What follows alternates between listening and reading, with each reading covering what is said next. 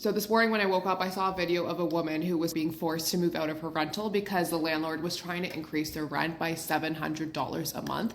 And she tried to negotiate with the landlord's real estate agent, but wasn't able to get to anything that was actually favorable to her. So they can't afford the increase, so they are being forced to move out of the unit. Now, I saw a few mistakes that she made and I wanted to talk to you guys about them so that if you are ever put in a situation like this, you know what to do.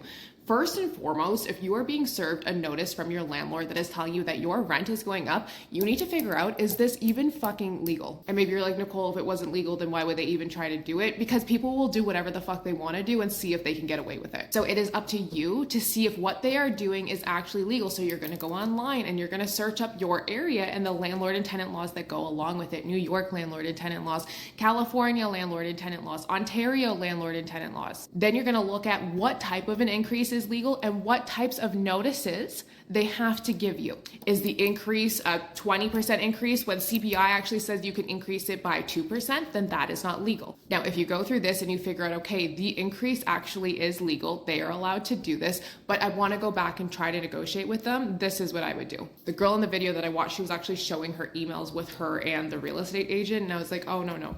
Because what she did, and this is what a lot of people do, and it's not her fault because we weren't taught how to negotiate, right?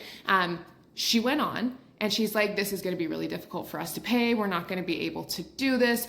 We have student loans that are really high and inflation has been really high. When you negotiate, you never focus on how it's impacting you. You focus on how your proposed resolution is in the best interest of the other person. Like when you go to negotiate your salary, you don't walk into your boss's office and be like, yeah, you know what, like my rent went up and my car payments are really high and I just need to make more money. That's not how you get more money. You need to show them how it is beneficial for them to pay you more. This is the same way how you need to make sure that you are showing the landlord why it is beneficial for you to pay less in rent. How does it benefit them? If you move out, it's going to cost them money because they're going to have to pay this real estate agent a commission. They're going to have to come in and clean and paint and do repairs.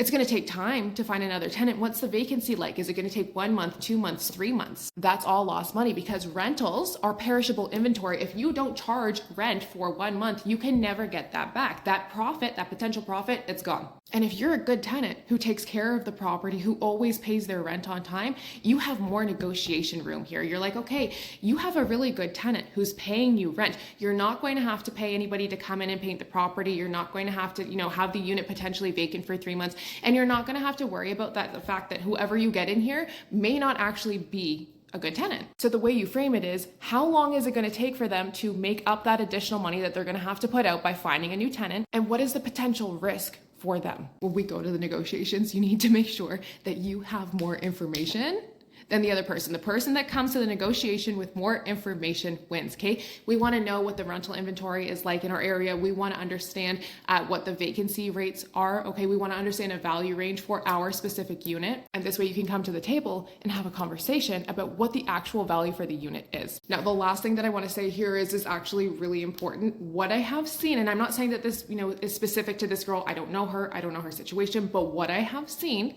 is people or landlords will use a dramatic rental price increase as a way to try to get out a bad tenant. So if you have somebody in your property and they are destroying the property, you're constantly getting complaints from your neighbors, maybe they're not paying their rent. Proposing an astronomical rental price increase is one way to get somebody out. I'm not saying that this is right or this is a good thing to do. I'm just saying I have seen people do this.